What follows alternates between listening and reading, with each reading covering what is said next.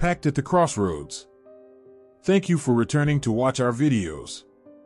We appreciate your likes, subscriptions, and support for this new project. Today, I want to share a tale we've named The Four Corners.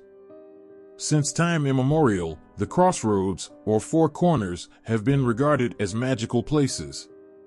They serve as convergent points where the paranormal meets the mundane. On a chilly winter night, Damian was on his way back from his father's small plot of land. The day had been exhausting, planting corn, and now his back ached more than it ever had before. With each step, he cursed his fate. Why was I born into poverty? Will I ever escape this misfortune? If only I had enough money to stop working and marry the love of my life. But in this state, she would never accept me. Lost in his sorrows, Damian found himself at the four corners. One path led to the village cemetery, another to his own village, and the remaining two connected to different villages. As he stood contemplating at the intersection, a voice reached out to him, "Son, can you help me?" Peering into the darkness, Damian spotted an elderly man seated on the ground. "Are you okay, sir? Did you hurt yourself?" "No, son," replied the man, "I'm all right. I just need to reach the cemetery, but I can't walk. Would you help me get there? There's a promise I've made, and in return, I'll reward you." While Damian was always eager to assist, the day's fatigue weighed him down. Plus, the old man's request struck him as odd. Perhaps the man wasn't in his right mind? It might be better to escort him home. "Sir, let me take you to your house. You can visit the cemetery tomorrow. Just tell me where you live." The elderly man responded, "I reside far from here. All I ask is that you accompany me to the cemetery and then back to this spot." Seeing the man's frailty, Damian's reservations waned. He lifted the man onto his back. Surprisingly, as the man whispered what seemed like an ancient prayer, Damian felt rejuvenated. By the time they reached the cemetery, all his aches had vanished. At the cemetery, the old man instructed Damian to set him down. He then dug a small hole at the base of the gate and placed 3 coins inside before covering it up.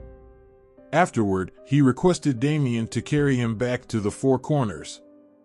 Upon their return, the old man handed Damian the 3 coins. "Son, these coins will solve your problems. You can use 2 of them now, but save the 3rd for when you truly need it.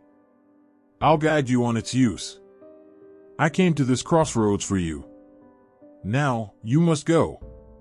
Dazed, Damian complied and headed home. Those 3 coins were more valuable than years of his labor. With newfound hope, Damian dreamt of a brighter future, perhaps even a proposal to Maria, the village belle. The woman, whom the father wouldn't allow to marry unless her suitor was as wealthy as the richest man in the region, remained single. Over 2 years, Damian accomplished all he desired, except winning over Maria. Despite Damian's improved financial status, her father still deemed him unworthy. This rejection transformed Damian, once a noble-hearted youth, into a man obsessed with Maria. The coins he found had corrupted his spirit. Maria only had eyes for one man, the eldest son of the wealthiest landowner in the region. Recalling his encounter with the elderly man at the cemetery, Damian revisited that spot. Hoping for more gold coins, he began to dig where the old man had. Perhaps with enough gold, he could persuade Maria's father. But as he dug, the elderly man reappeared, now dressed elegantly. "There's nothing here, young one," he said, "but I can grant you your heart's desires. I offer you 2 options: keep the 3rd coin and gradually amass wealth, or trade the coin and 2 souls for any land you desire." Without hesitation, Damian agreed. The old man instructed him to challenge the landowner to a card game at the village tavern. Lose the first 2 rounds, he directed, and on the 3rd, bet the coin. Once you've acquired his lands, bury the coin in the cemetery.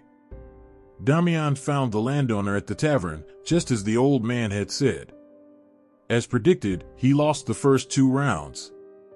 In the third round, when he presented the coin, the landowner blanched, whispering, "I'll give you whatever you desire, just let me live." "Did the old man send you?" With a cold stare, Damian responded, "I want your land, your cattle, and for you and your son to leave by sunrise."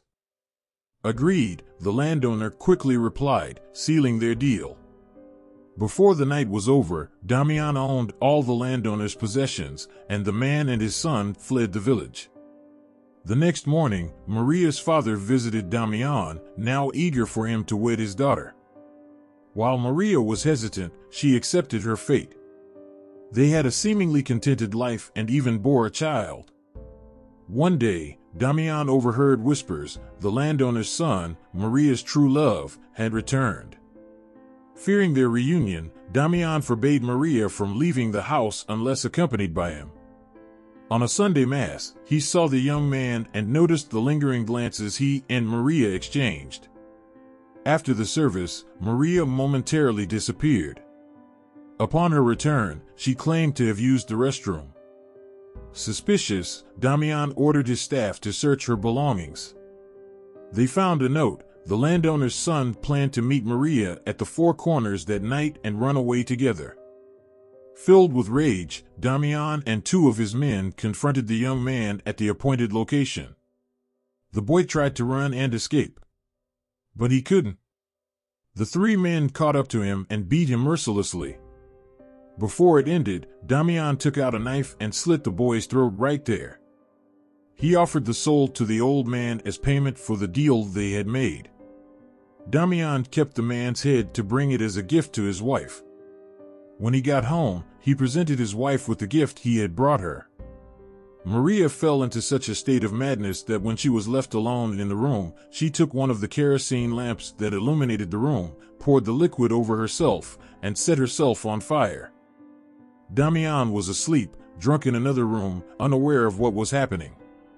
By the time anyone realized, the house was on fire.